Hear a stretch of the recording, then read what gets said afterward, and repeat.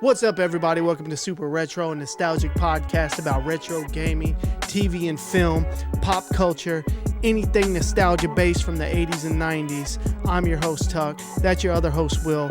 What's up, y'all? Let's get right into it. What's up? What's up, guys? TikTok page, man, we can't say enough about it. It's awesome. All the love we've been getting is awesome. Will was just saying before we started, don't sleep on the Instagram. We're getting some love on the Instagram, too. Coming up. It's fun just looking at it's entertaining itself. Literally all day long I'll read, and it's so cool to just see the comments all day long or the shares all day long, yeah. or just something. It triggered something in somebody. But you know what else I've been noticing on the Mario 2 video that we put out? Tons of people had no idea that Mario 2 was Doki Doki Panic. But sure enough, did you realize how many retro gaming gatekeepers there is? Yeah, 100%. Bro, it's so annoying. Everyone knows this. We knew this 30 years ago. Would you guys just now get into this stuff, or did y'all just find out? You know what? What if we did? Yeah. It doesn't matter. What's it to you? You know what? There's 300 people in the comments, and I'm not even joking. There's over 1,000 at this point comments. There's probably half of them had no clue. I'd say more. Probably. I'd say more than half. And maybe that's why the video did so well, because we actually taught some people some stuff. People taught us recently. Like, we didn't know. Sorry. Dude, look. I played Mario 2 when it came out and didn't know. Look, here's the thing. We're educating people. You know, we're finding the stuff out. We're putting it out to the public. Yes, we know other people have done it. Yes, we know that you already knew. Yes, the information's out there online. Yes, other people have made videos. Well, we're taking that and putting our interpretation on it. Yeah. That's it. And we're having fun with it. Super Retro it stands for a couple things. Bringing back memories, okay? Having fun, and loosely educating you if we get the chance. Yeah. That's it. There's really nothing else to it. We're not fucking scholars on anything. We're not experts. No. Okay? Shit, half the games we can't even remember. We pop them back in. We're like, yes, this game. We're just some couple of 40-something-year-old dads. Period. Loving our old childhood memories. That's it. Yeah. So if you came here expecting anything more, you came to the wrong place. Yeah, sorry. But I have a feeling you're going to stay because, you know, someone was saying that they feel like they're like our best friend. Yeah. Sitting, one of the comments was like, dude, I would totally be best friends with you guys. Best friends with Will Ferrell and Tom Segura. Straight up. But before we get started, I want to give a quick shout out to my guy, Corey C. All right, y'all, check these coasters out he made for us. All right, look at that. Look how, here, hold that. Those are so cool, Look, dude. I mean, that's quality. He sent me some pictures of it, and it was hard to tell from the pictures how good quality it was. Super retro coasters. I mean, you got the felt they're bottom. Big, bro. They are huge. They got the felt bottom. I mean, you can put You could put a fucking frosty mug on here. You can put whatever you want on this piece. So yeah, my buddy Corey C made these for us. We appreciate it, dog. Man, those are really nice. Let me give him a shout out to his business. We'll real keep quick. him in the studio. We appreciate it. You know, we'll always shout people out. You know, if they hook us up, man, we'll at least on game nights we got our own coasters. You damn right. All right, so the name of Corey's business, Killa Coasters. Pretty dope name, Killa Coasters. Killa Coasters. Okay. His name is Corey C. And his last name is exactly how it sounds, S-E-E, Corey C. You can get a hold of him at CoreyC26@yahoo.com if you're interested. Those are cool, man. Yeah, custom wood coasters and tablewares. Appreciate that, Corey. Give me a table, bro. I don't know if he makes tables, but... no, but that's probably the best coaster I have ever seen. Easily the best coaster I've ever seen, like, even for sale. Yeah, like that's what I'm saying. Like even all the flea markets we go to, and like that's amazing. I was trying to tell him to get an Etsy page, but for now that's detailed. You can holler at him at his email, CoreyC26@yahoo.com. Yeah, thank you, Corey. All right, moving right along, man. Let's start right into it. All right, so I'm gonna take you way back. I'm gonna take you way back. And where are we going? So first, let me tell you. Let me start it with a story first. Preface this. Yeah, let me preface it with a story. The Reebok Pump. Okay, the Reebok motherfucking pump. iconic sneaker, is it not? Yeah. I mean, you'd be hard to find excluding Jordans, you'd be hard to find a sneaker that made a bigger impact than the Pump. Now, I'm not a sneakerhead, so I may be out of line saying that. But no, when I was pretty into sneakers at that time, and yeah, like for anything to come out that got you away from like Nike, you know what I mean? It had to be huge. It was big. Yeah, it was a big deal. We all had to have them. Absolutely. Like that's another one of the gimmicks and the marketing. They got us. Oh, for sure. I was pumping my shit up, thinking something was happening. Bro, the ad campaign was pretty epic. I was doing some research on it earlier today, and I'm gonna get into that. But let me tell a story real quick. So, first day of 6th grade, all summer I'd been wearing the same shoes. I mean, I had wore these shoes out. Had on some just regular ass, dusty ass Nikes you get from like Payless Shoes or something. So much so that my big toe was poking out, literally. Like there was a massive hole in the side of my shoe. Yeah, that's how it happened back then. Big toe hanging out. First day of school. Now, it's not because my mom sent me to school like that, but my mama, she wasn't a rich lady, and dad wasn't around, so she was doing the best she could. So she did what any other single mom in the early 90s did. She ordered me a pair of Reebok Pumps from the Finger Hut catalog. Oh, yeah. You remember the Finger Hut catalog? Oh, yeah. My mom got in big trouble with that. Bro, when the Finger Hut catalog showed up, I mean, you were circling that bitch. Yeah. You were all into Finger Hut. Credit just went sky high. Yeah. So you're like, you mean I can get anything in this bit? Well, anyway, so mom orders the Reebok Pumps from the Finger Hut catalog. And back then, I don't even know how they did it. Would you pay with a check or they just sent you a bill? Or I'm not even really sure how it worked. But shoes didn't come in time. My shoes she ordered for school. For school did not come in time. I mean, she's pretty much like, well, you going with these? I don't know what to tell you. I already bought you some shoes and they're just not here yet. The first week you're going to get rolled out. So I go into school the first day and with my toe hanging out at a public school in Louisville, Kentucky. It was brutal. It was absolutely brutal. You might go through the whole school year being known as that. It was brutal, man. Everybody. Next thing you know, people out in the hall pointing at my toe. Word got out when the class switched. People started talking. People walking by pointing at my toe. Look at his toe. It hurt a little bit. I was a little like, damn, that sucks. This is my first day of middle school, and I just got destroyed over my damn big toe hanging out my shoe. So I go home that day, and my mom, she could tell me, your kids. She could tell something was wrong with me. So finally I tell her, yo, Mom. They got me. They got me. They going in on my toe, Mom. All these jokes all day long about my toe. People in the hall talking about my toe hanging out the shoe. Well, one thing Linda Tucker doesn't do is play. And I know she didn't have the money. I know she didn't have it, but she didn't care. She said, all right, get in the car. Get in the car. We go to the Galleria. You remember the Galleria? Mm-hmm.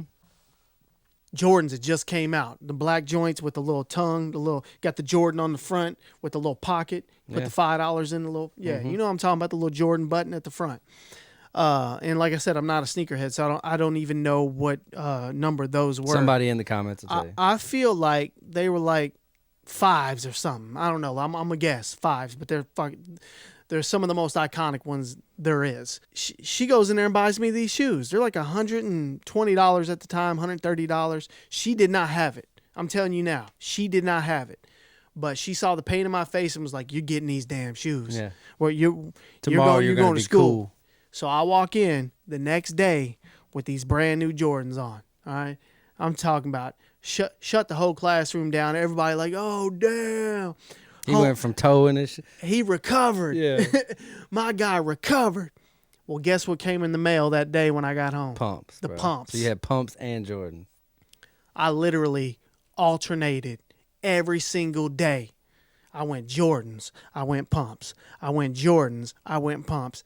Every damn day. And everybody was like, "Oh my God, he's a rich kid. He's a rich kid." Throw in the starter jacket. Trust me.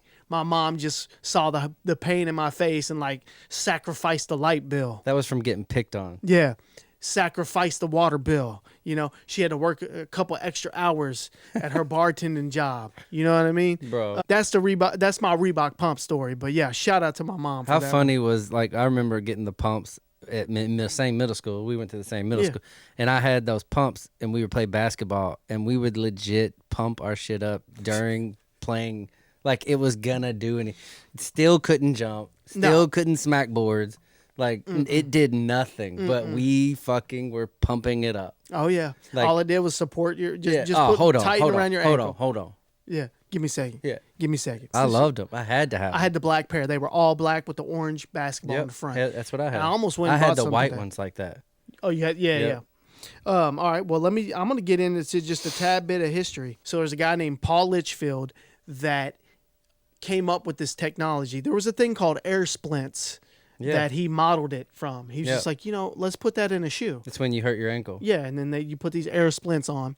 Well, he was like, I'm going to put that technology in a shoe. And he did, and he created this shoe in 1989.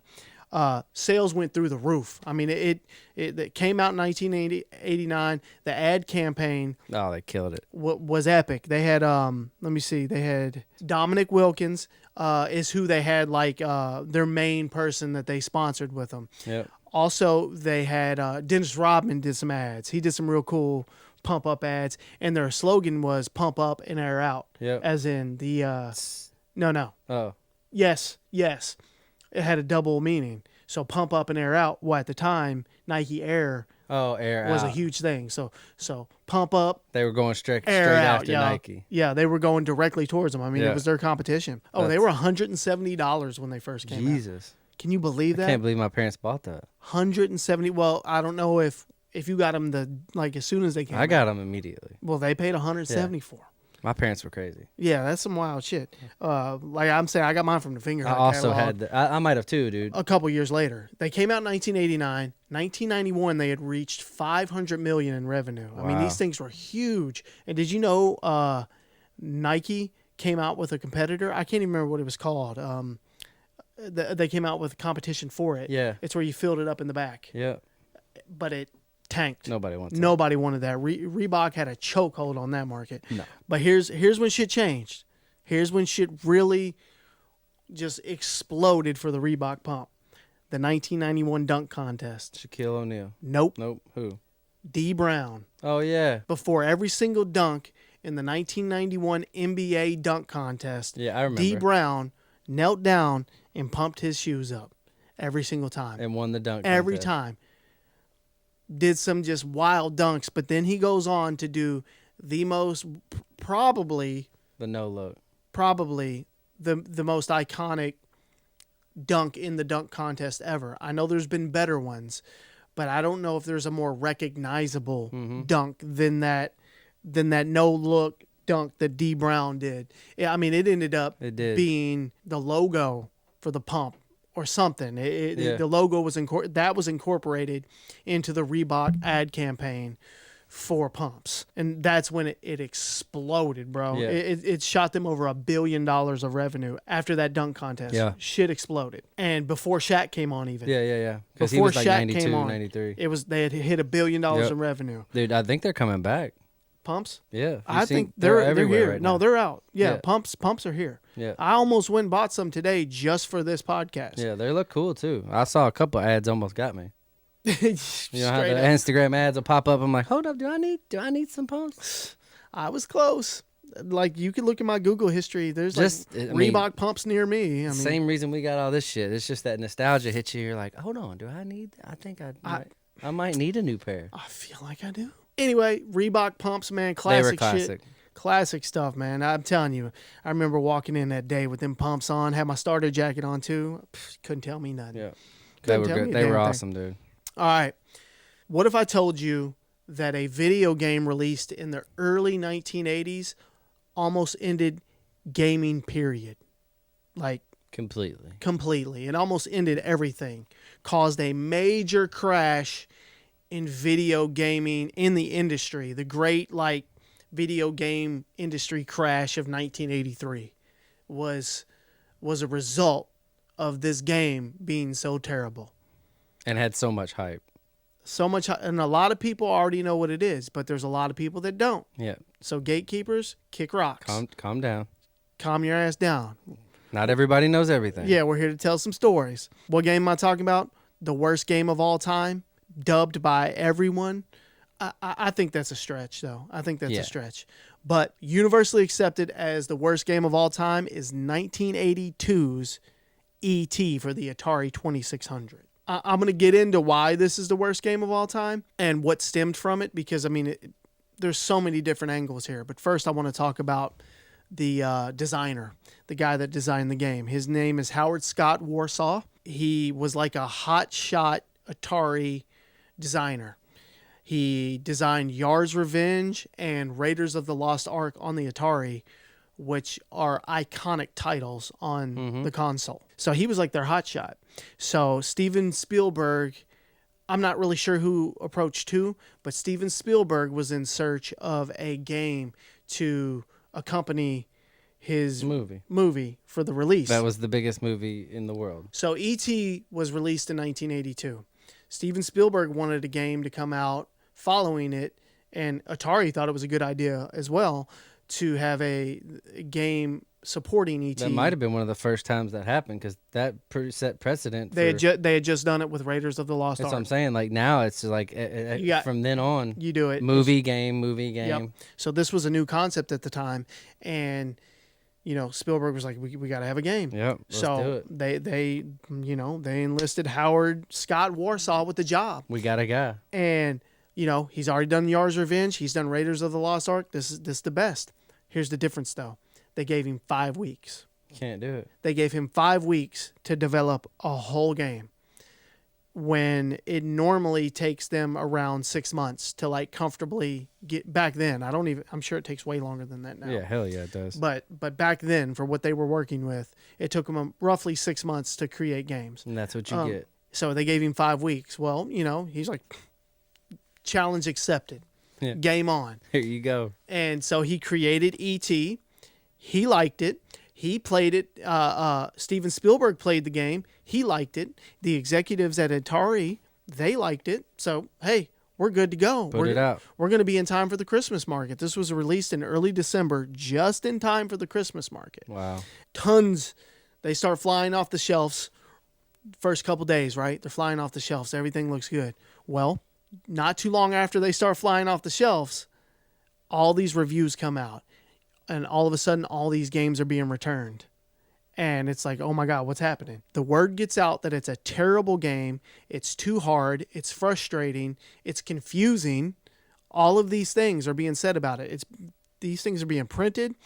And, worse than that, the people that, the end user, they hate the game and they're bringing it back. They're taking it back to the store. You're lucky the internet didn't exist then. This thing was a massive failure, and if the internet was around, I mean, they probably would have only sold 10 copies. Yeah. They wouldn't have sold a lot. It was so bad. 4 million games were made. They made 4 million in anticipation, Jesus. Which is a crazy amount of games. Yes, it is. 3.5 of the 4 million made were sent back. Now, not most of those were dead stock that the stores couldn't sell. Yeah. So all these games were sent back. Atari had all this stuff. It's like, what the hell do we do with this? Jesus. We don't know what to do with it. Well, I'll tell you what they did with it. Well, this was considered an urban myth, what I'm about to tell you. Atari took all of their dead stock and dumped it into a landfill and buried it, and it's been there, and it had been there since.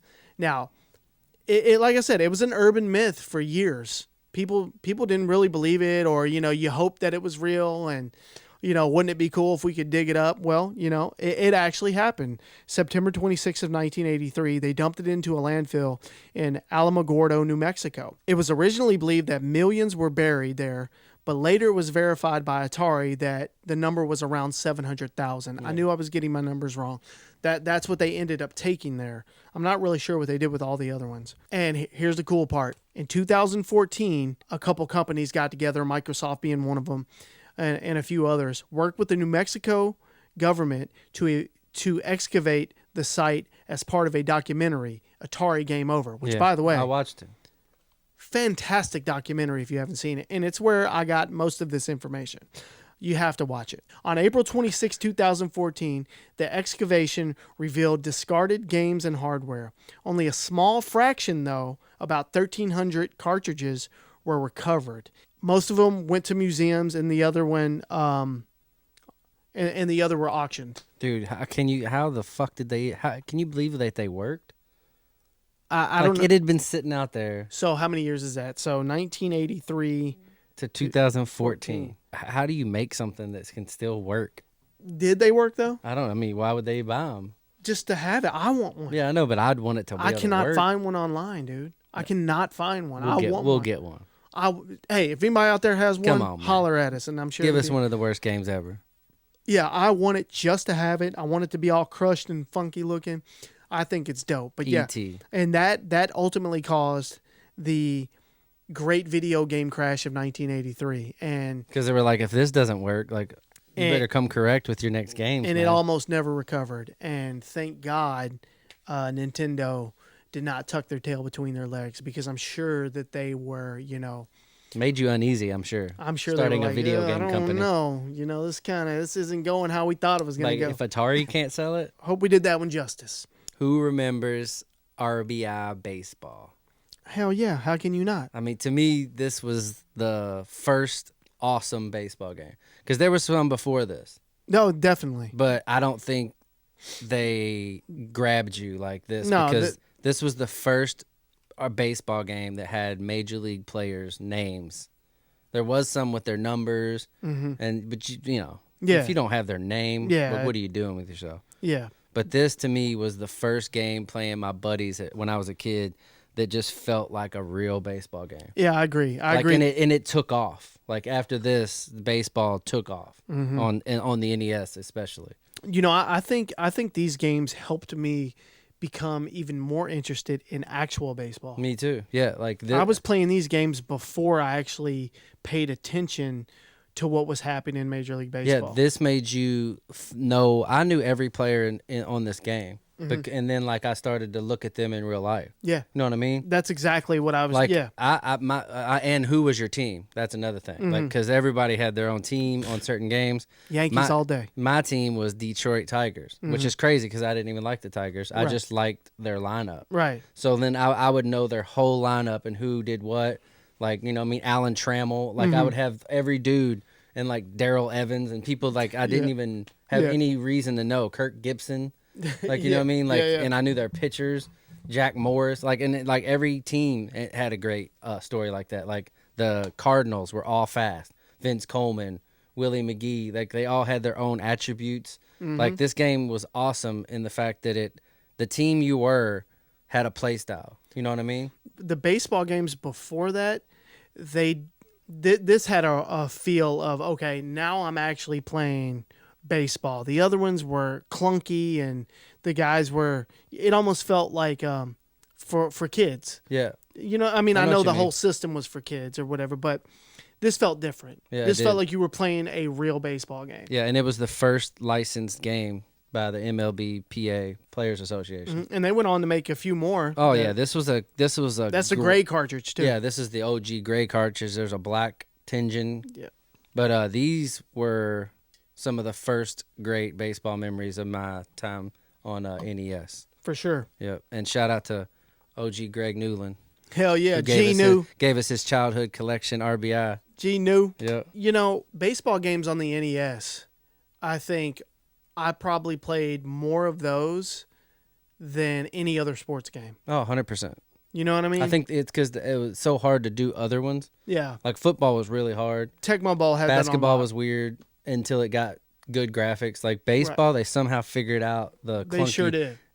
Just the dudes looked. It was just perfect gameplay. And playing your buddies was fun. Yeah, I don't remember if this one does that.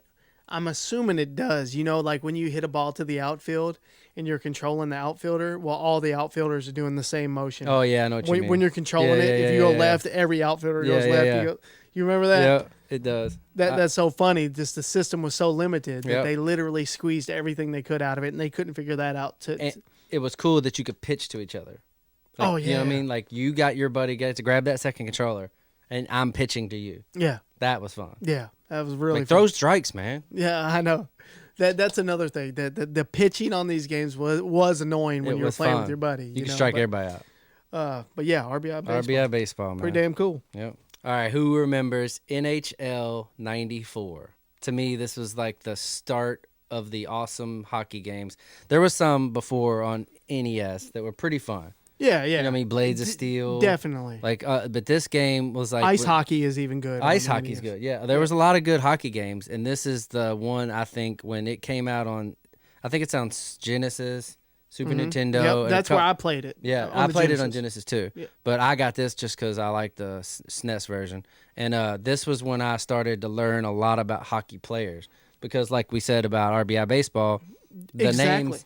Like, this let me know I got to play with Wayne Gretzky. I got to play with Jeremy Roenick. Like, I got to see all the goalies and, like, the people. Like, it made me understand hockey. You know what I mean? Like, I learned hockey from video games. Same. Like, from where we're from, we didn't get to see hockey. Yeah, there's no hockey down here. And I got to learn hockey by playing these dudes. And I think NHL 94 was one of the first, like, complete hockey games. Yeah, we just played it earlier. And it's still fun. I wanted to keep playing it. I was like, shit. And Will beat me 1-0. I'm like, damn it. If we didn't have to do this podcast, shit, I'd sit here and play this game for at least another 30 minutes. Yeah, we was at the Kings versus the Blackhawks. Yep, I was Gretzky. Yeah, and now we want to do game nights with NHL 94. Yeah, we got to bring that one out. Yeah, we'll have some tournaments. There were other games on the Nintendo, on the NES that were good. They were good. I mean, they were fun. This one just like they figured it out. They really figured it out. You know, what were you telling me about the way that the shot? The one time. Yeah, you could like pass to somebody and they're ready to shoot. Right. Yeah, like because the passing is so quick. Yeah. Like you can pass to your guy over there and already shoot. What I liked about that one is the passing. It was so much more accurate. It's fluid, man. Yeah, it really was. Because on the other ones, they were kind of sloppy. Yep. The other ice hockey games were sloppy. And this just got you into it, man. Like the whole gameplay is just beautiful. Yeah. For a hockey game. Great game. Yep. I'm just gonna bring this out, bro. As a youngin', you get this. This was my first introduction into beat 'em up games. Me too. You mean I can fight? You mean I'm a street fighter? I can hit people with whips? Like this chick comes out of this garage door and starts whipping? You mean I can beat her up and take it from her? And whip her back? I can throw knives? Throw knives and throw garbage cans at people? That opening scene of Double Dragon. Man. I don't think... The fucking cover. The cover is epic. The cover is epic. But I remember getting that when I was a kid. Me too. And I could not wait to go home and play it. I don't remember the first game other than, Mario that came with the system. Mm-hmm. This may have been my first actual game.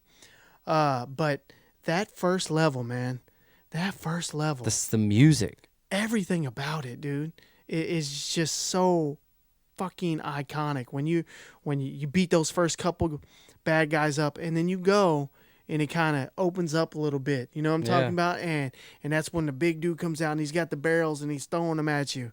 I love that, dude. Man. I love getting those barrels and throwing them from them. At the time, it couldn't be more perfect. Like the way they designed it, the whole gameplay, the fun. Like, and I don't know about you, but I did play that as an arcade. Yeah. Like I would go to arcades and that would be there and I'd play it. And then when I was like, oh my God, I can buy it. Mm-hmm. Like I can take this home. Yeah. Like it's like you get to go and take an arcade game home when Nintendo started letting arcade games. And the thing about this one that it's just unfortunate because as many memories as we all have of Double Dragon, we'd probably have a ton more if we were able to play them together at the same time with each other, because this is probably another one of those things where people... It's like a false memory. Yeah, where people think that they played this one together. You did not. I know it. You played Double Dragon 2 together. Yeah. But Double Dragon 1... Single player. You play, you die, it's your other buddy's turn. He's the other guy. Yeah. See who can get farther. There is a two-player, but you both get your own turns. You don't get to fight together. Which sucks. They dropped the ball. but I don't think they had the capability at the time, or they would have. The next one, they were like, we have to put this in. I want an explanation. Yeah. Why didn't we get 2-player on the first one? I'm sure that there were games out there similar that you could play together. But yeah, this is one of my all-time favorites. I definitely will put this in the top 10. Me too. And if I really thought about it, it may even enter my top 5. And as far as my nostalgic top 5, man, look at that cover, dude. Number 2, like that, and this is why we bought this CIB complete inbox, pristine copy. I mean, it makes me feel so comfortable. If I'm trying to show somebody the NES system for the first time, this is one of the games I play just because I'm so comfortable on it. Like if I play with my kids, here, let me pop this in. I know you guys like that. I don't know. Just fantastic game. Fantastic fighting. The staple for beat 'em up games moving forward. Laid the groundwork. I know this one doesn't hold up against some of the other Double Dragons. Like Double Dragon 2 is really good. Yep. Yeah, it's really, really good. We got good. them all. I got to go with this one as my favorite in the series just because if it didn't exist, then the other ones wouldn't. So. It's beautiful. It is beautiful. Artwork is beautiful. And this is when artwork mattered. It really is. We had to use our imaginations. What a game. Now all the Chinese restaurants are called Double Dragon. That's damn right. And there's one where we're from too, and it's fire. All right, well, you heard of this 3 Men and a Baby ghost? I did. Do you remember that back in the day? Yeah, it was like a folklore. Yeah, it really was. Urban legend, urban myth. Yeah. Scared the shit out of me, okay? People would rent it, and then you'd all try to find it. I didn't know where it was at for a long time. Finally, I read it or something because, mind you, this was before the internet. Yeah. No, this was hearsay. Yeah, this is from a guy. You'd hear it from a friend and be like, what? Yeah. So then, we would rent it, and, you'd have to hit pause. You'd have to pause it. Yeah. And if you don't know what we're talking about, so there's a movie released in 1987 called 3 Men and a Baby. It was rumored that the loft where they shot this movie at, this little boy died of a shotgun blast Who or knows something. what story that you heard? My friend said a shotgun blast. Yeah. Okay.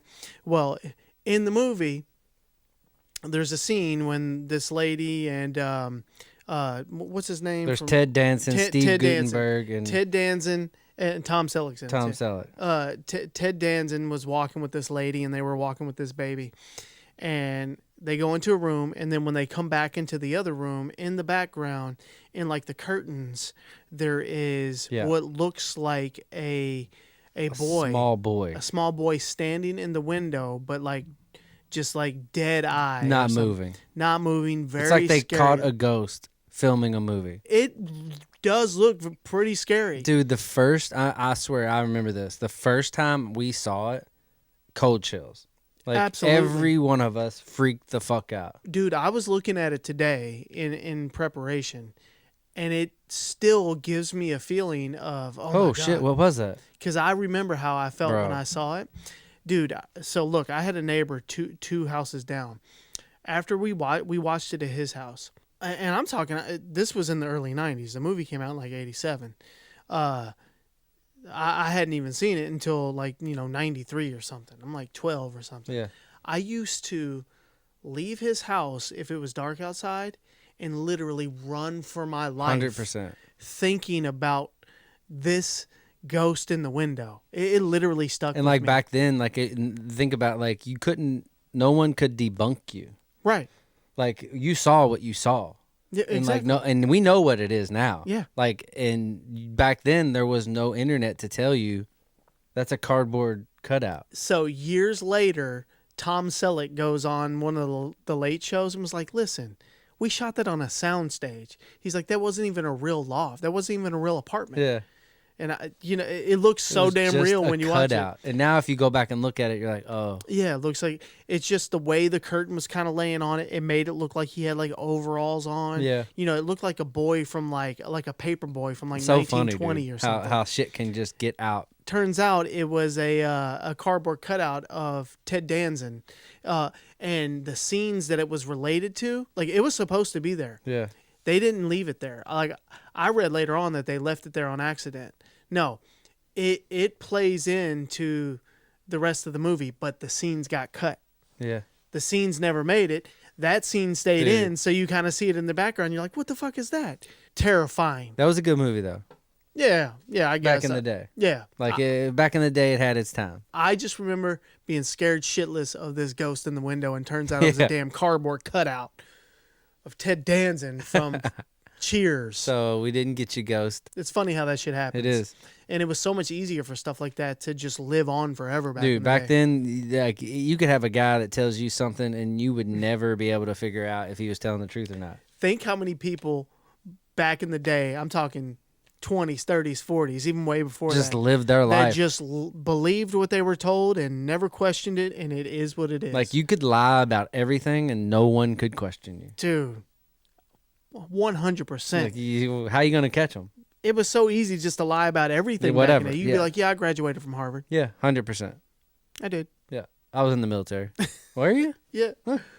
Think how many people just lived their whole life Yeah. profiting from their lives. Like, they died knowing that they lied to people. Yeah. Like, I got him. That's fucked up. But, yeah, so 3 Men and a Baby Ghost. That's a funny one, dude. Yeah, I don't know what made me think of that. I really have no idea. There's another one we needed to talk about one day. What's that? The Wizard of Oz hanging. Oh, yeah. I mean, that's not real either. No, but I saw it. I saw it. I And believed freaked it. out. And, yeah, it was Holy fucked shit, up. somebody killed herself on set. And there it is. He's swinging around. I just saw it. I saw it with my own eyes. And, I didn't know where that was at for a long time. I And watched finally, it. It was finally like, I found it. It was holy like I shit. discovered gold. I Yeah. was like, oh, my God, I finally You got found that it. same scared feeling? Yeah. It's funny that you give yourself that feeling. Mm-hmm. And you see what you want to see. For sure. That's hilarious. Let's see. Let's get into something else. I got 2 more things that I for sure want to hit.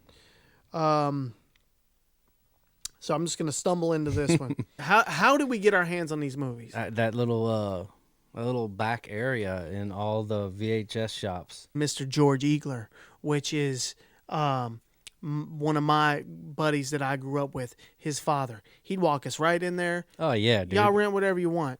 We'd throw it up on the counter. He'd rent it for us. He wasn't paying attention. Well, and back God then, love like- him. He like- wasn't paying attention. The guy working the counter didn't care that this guy was buying. It's like, No. you know how like you buy beer for, like they Yeah. won't let you. Yeah. Like you can't buy beer for him. Yeah. But back then you just like, here, he's buying it at the store, and For sure. you could rent anything. Yeah. Like that's how we got UFCs back then. Remember they were back. UFCs was next to Faces of Oh, Death. for sure. The shit was wild. Yeah, like so, 'cause I remember seeing Faces of Death and then UFC, like the first one ever. We never should have been allowed to have, like, I think about We shouldn't allowed to have been back there. You know, remember you ever see Yeah, the the place where curtain. it like had beads the curtain. or curtain, Yeah.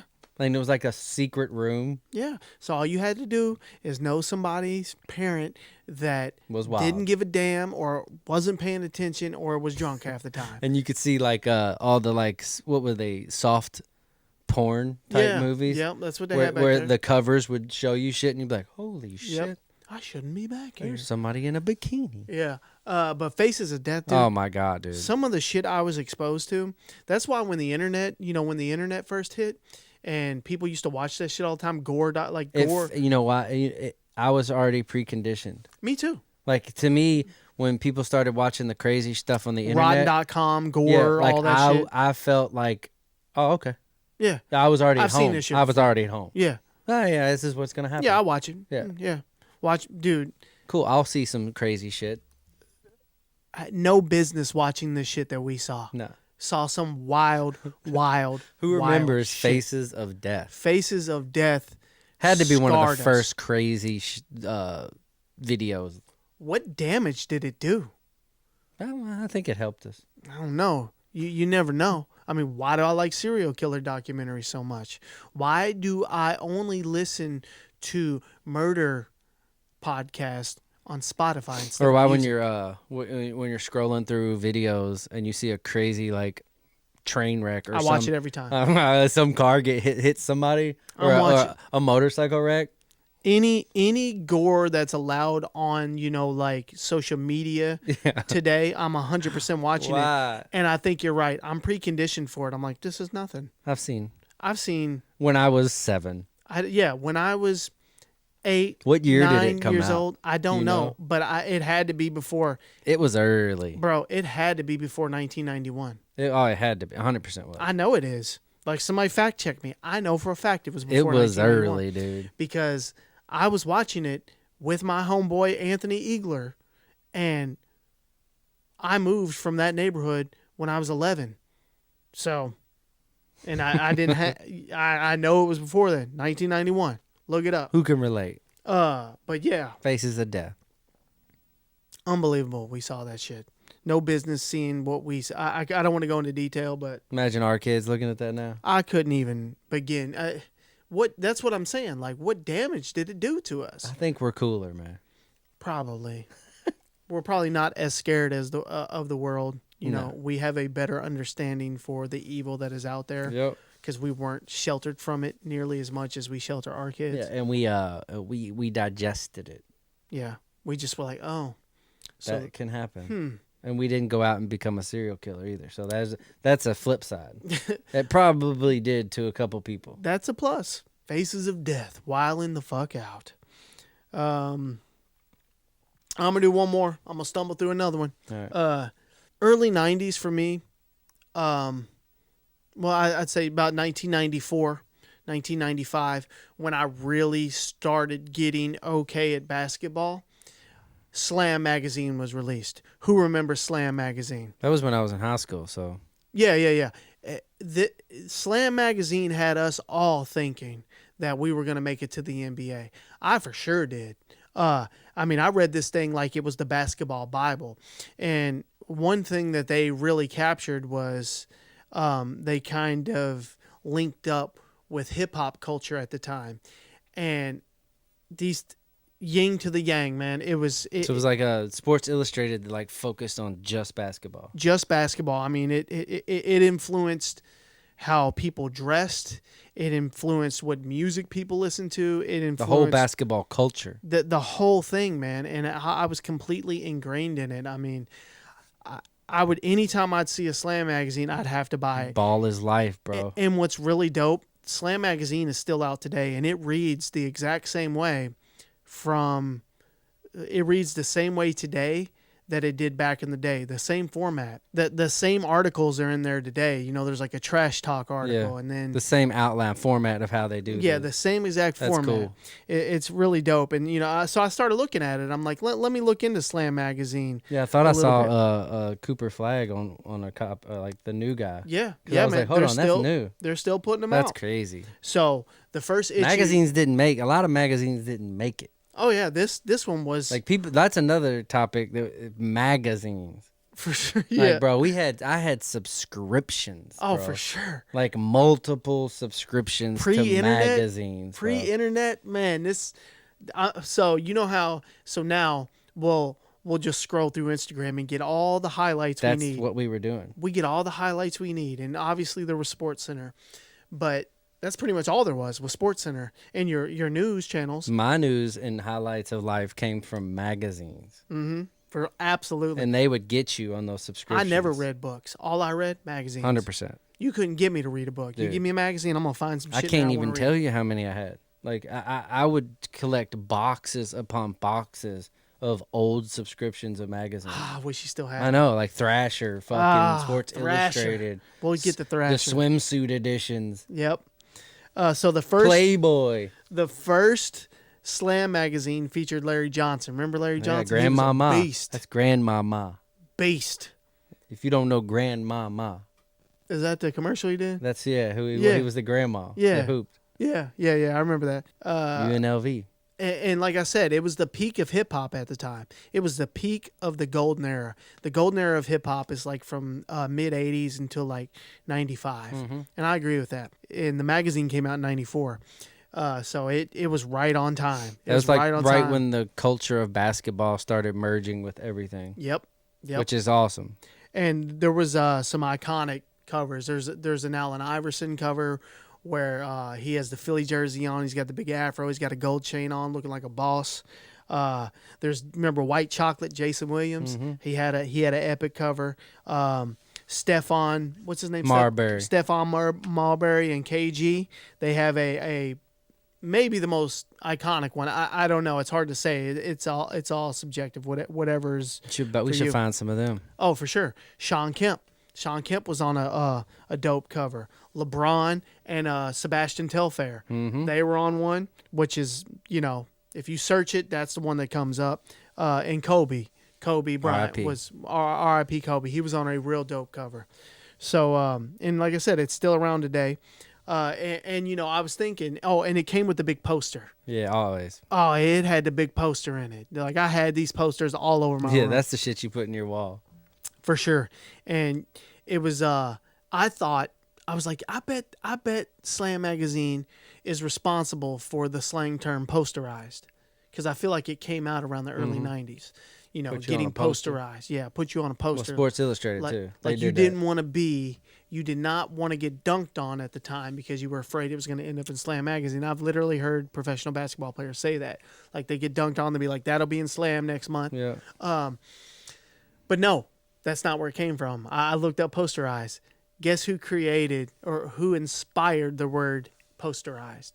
Who was the original dunker? Who was the original? Dr. J. Yep. Yeah. Dr. J inspired the term posterized. I thought that was interesting. He should have trademarked it. He should have. Dr. Dunk, baby. Yeah. I wish I knew a little more about him. I just know he was a bad man. Oh, yeah. He was one of the first. But yeah, Slam Magazine, now that I'm talking about it, without a doubt, I'm about to start collecting Slam magazines. So if you're on eBay, rack up them prices. Because I'll be coming. You can get me. I'll be a sucker. I still want to get some Thrashers. Man, I had every one. Oh, we got to do skateboarding magazines. We could talk a lot about some magazines. Oh, Thrasher, man. We were so inspired by these magazines. Like this Slam magazine I'm talking about, like it, I looked to it to just kind of guide me to do what to do next. It ingrained you into that culture. Like, it's just like Thrasher. I wanted so badly. I would look at it and get ideas on boards, do new skateboarders. Like, I'd be like, oh my God. And then they'd have that section where you could pick boards and wheels and fucking order shit. Yep. I remember on Slam Magazine when they put Jason Williams on the cover and he's a white boy. Yeah. I was like, I can do it. This is my moment. We made it. We did it. I'm going to do it. I can go to the NBA. Obviously, that didn't work out, but you see how it's inspiring. Yeah. I love it. Yeah. I love that shit. They had me out there skateboarding thinking I was going to be Tony Hawk. So I wonder if the internet inspires the way that we were inspired back in the day by these things. I'm sure it does. I think so. Yeah, I'm sure it does. Even more now that I say that. Now that I think about it, like you look at our kids, it was just different. Look at our kids and like Mr. Beast. Yeah, right. They're over making YouTube videos for sure. Yeah, it definitely does. It's just it was different. Our inspiration was different. Kids walking around with phones, filming each other doing shit. All right, let me get to the surprise, Will, because I've forgotten. Well, about you it said eBay. As soon as you said eBay, I remembered it. So I'm just gonna pull it out. We can talk about it. Then I have a hilarious story about it that I've always wanted to share. I think I probably shared it on our past podcast, but check this out. I don't know why I even thought about this the other day. It just popped up. So, early 90s, everybody had one. The Super Soaker. This is the original Super Soaker. That's hilarious. You remember that, bro? Yeah. Look at that. How dope is that? Bro, it's the 50. That's the one. I know. That's what I'm saying. Like, I remember, like, when you say it to me, I remember, like, the Super Soaker 5000 type shit. This was the one. That's the original. This is the OG Super Looks Soaker. like a goddamn Ghostbuster gun. I know. It works, too. I got that on little eBay special. Bro, this technology, bro. Like, whoever invented, like, when they did this, they were like, I'm going to fuck people up with this. Yep. And 1990 on it. Yep, and it works good, too. Like, I was out there spraying the kids with it. I sprayed the cat with it. That's hilarious. Super Soaker, y'all. Super Soaker. Everybody the had OG that. Super Soaker. Everybody in the early 90s had a Super Soaker. It was just part of your birthright. Before then, we had these stupid little guns. This changed the whole shit. Kids running around with little squirt guns. You're just like holding it down. Lighting you up, bro. You hold it, and as much air, as much pressure as you have in there, it's gonna spray the whole time. Yeah. You can just hold that trigger down, baby. And it was not to play with. Awesome You piece. shoot somebody in the face with that, they're not fucking with you the rest of No, the and day. it stung. Yeah. If you pumped it up enough, Not that you could pick on people with that. yeah, this thing was no joke. But here, let me tell you a quick story about the Super Soaker. Picture this: 1999, car full of dudes leaving school. It was summertime. I remember being hot outside. Windows were down, and for whatever reason, the whole car, 5 dudes, one shitty car, riding around. 4 out of the 5 had Super Soakers, fully loaded, had that thing on us. You know what I mean? We're on Bardstown Road, in the Highlands. It's a very busy district here in Louisville, Kentucky. We come to a red light. You know, we're just riding around. We're all broke. We ain't got shit. You know, we're banging some Spice One or something. Causing some havoc. Yeah, just getting into some shit, squirting people. But we hadn't busted them out yet. We hadn't found anybody that we wanted to squirt. You know, I mean, right on cue. At the red light, car full of girls pull up right next to us. And what are they playing? No Scrubs by TLC. I can't make this shit up. That's fucking perfect. They're listening to No Scrubs by TLC. They're all looking over at us. And 5 scrubs pull up. And literally 5 scrubs were next to them. We didn't have a damn thing. They're all mouthing, singing to us, looking at us, laughing and stuff. And I was in the back passenger seat. So the girl that was in the back driver's seat made eye contact with me, looks me right in the face and goes, "Yuck." And I was like, damn, what did I do? I'm just existing. Like, watch this. And she hits me with yuck. And then I was like, okay.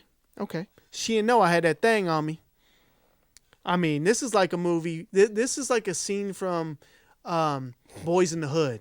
When old boy's running in slow motion and they just light his ass up as he's running. That was me, but with the Super Soaker. And like I said, the whole car was strapped. Pulled that thing up in slow motion. I mean, look how long it is. Look how long that is. I mean, it was damn near in her face. Bro, I let that thing go and just lit the whole car up. And then everybody in the car with me had their squirt guns pointed out the window. We lit the whole car up as it took off. But she caught this whole shit was destroyed. So you know what? Be careful who you're saying yuck to, who you're disrespecting. That TLC had y'all gassed up. You might get that Super Soaker 50. You got that Super Soaker 50 to the dome piece. Y'all might have had the advanced version.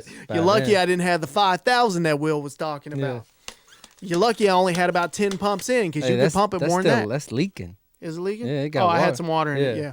So yeah, that's my story, and it's a fond memory I have, and yeah, people are gonna remember that, man. Like you pulled up on me, hey, said yuck to my face. Let's be honest. How'd it feel? That's funny. That's dude. my Super I can't Soaker. believe you had that, bro. So now we got to figure out a place to hang it in here. Yeah, that's got to go. This has got to go somewhere. I mean, that's awesome, dude. I forgot one. There's one more to talk about. What? The sleepovers. I think that'd be funny. Okay, let's go ahead. Yeah, that's a good one. All right, so we get a lot of follower and listener suggestions to talk about, which we still got a list, so we're coming. Yeah, this was pretty early on, but I like the thought of this. Yeah, one. me too, because this is personifies the, oh man, I guess 80s and 90s. Like I mean, it's for any however old you are. There's a lot of 80s in here for me. Yeah, I mean, I'm saying people older, people younger, all can relate to this. For sure. Let me find. I just want to get his name, his handle. Okay. So this is a follower topic. This is from Machine13 on TikTok. He wants us to talk about 90s sleepovers, and he mentioned lugging around consoles and games. Oh, bro. But there was so much more to 90s sleepovers than that. When I was a kid, I would just take games because at that point, everybody had a console. Pretty much had a console. Or like I would go to my buddies and he'd have a Genesis. And we'd just play his games. Yeah, and we'd play his shit. Yeah. So, but like sleepovers, dude, it's probably not even a thing people do much anymore. Yeah, my kids don't really. I mean, my kids have like slept over once. Unless it's like our cousins. Like cousins. But like back then, dude, if you were in the neighborhood, I'm probably sleeping over. For sure. You know what I mean? I'll be there. I think it's just a different climate nowadays. It's a different world. Parents are different nowadays. Yeah. I mean, admittedly, And me too. another thing, like you said earlier about the watching stuff, like that's another way I saw and watched things that I wasn't allowed to watch. What's that? Oh, At yeah. somebody's house. Like I would Literally. stay over at a buddy's house, and they'd have an older sister or brother doing shit that we didn't even know what they were doing. Right. Like who knows? They might have been smoking joints, fucking watching Freddy Krueger, Texas Chainsaw, like watching stuff that you're like, what? This is how 90% of the stuff I was exposed to that defines me today, I was exposed to it from older siblings of my friends at Yes, sleepovers. bro. And 100%. it basically on accident. Right. Just, I was there. yeah. Guilty by Their association. boyfriend would be with their sister. Yep. You know what I mean? Like just you'd see grown up shit happening when you were a kid. Yep. That you would never See at talk home. about or see at home with your parents. And you definitely didn't tell them when you went home. No way, because you wanted to do it again. Yeah, because if you went home and was like, they did this, you're not going back. You're 100% not going back. Yeah. So you just had to be like, oh, it was great. Yeah, we had fun. fun times. We played Nintendo. Didn't learn anything. Yeah. But I played tons of games at my friend's house. Yep. Tons of tournaments. Movies for Long me. nights. No curfews. Oh, Shit. Staying up late. your bedtime with your mom or your dad, you Yeah. know, was no Totally later. different. Yeah, you were going to sleep early. When you're at a sleepover, Totally different. you're pushing the limits. Yeah, bro. 3:00, you're like, oh my god, Yep. I'm 11 and it's 3:00. I'm holding on. I remember staying up all night before, Me or too. like till 5 or 6 in the morning. But one of the reasons that I stayed up all night and my friends is because we watched a Freddy horror Krueger. film. Something like Freddy that. Krueger. No, it was definitely Freddy Krueger. Don't sleep. Yeah, where they do If you sleep, you're going to die. Also, Jason, for whatever Anything, dude. anything I watched back then that was even horror related scared the shit out of us. We'd sleep What with a the fun lights on. time, though, bro. Yeah, looking back on it, Fun. I'd be in my buddy's room. We'd be in there, all the lights on. And you be freaking each other out. Any noise you heard, oh my god, That's what I'm saying. You made yourself think whatever you wanted to. you couldn't wait for the morning to come. Like, I'm going home. Soon as the sun came up, pew, I gone. got something for you. Oh, did you ever do this? I would go over to a buddy's house, spend the night, full, take a backpack, everything, take shit, clothes, end up abort mission. For some reason, one or another. Something was off. Something was off. I didn't want to do it. Yep. Y'all got to come get me. Yep. Dad. Dude. Call my dad on a rotary phone or whatever, For sure. the cordless phone. Yep. And be like, yeah, you got to come get me. Oh, for sure. I need to go home. Oh, absolutely. I did it. Or walk home. Yeah, so sleepovers, man, Dude. super dope. Exposed us to everything. It's probably half the reason I am who I am are these experiences. Yeah, it was a lot of good times, man. And just remembering them fondly today. Yeah. I know a bunch of people that watch our channel have crazy sleepover memories. Yeah, so hey, if you have any topics you want us to cover, feel free to leave them in the comments. I literally see every comment and I write down. I have a note in my phone that I copy and We'll paste. get to them. We'll get to them at some point. Yep. That's the show, guys. Thank you for tuning in. We appreciate episode. all the love and support. Follow us on TikTok. Follow us on Instagram. Listen and watch Spotify, Apple. Watch us on YouTube. Subscribe. All that stuff. Thanks for the support. We're just having a lot of fun. Yeah, it's fun. This is Straight so up much fun. I can literally see this being creatively how I express myself, and I'm sure Will feels the exact same for a long time to Yes, come. the nostalgia is just the bug has been satisfied. Yeah, all I needed was someone to be on the same page with me, and now we have it. Yeah. So, hey man, buckle up. But we are gonna need ideas. Let's go back in time. We're gonna need ideas. I love that. Let's go back in time, y'all. Super Retro. Peace. Later.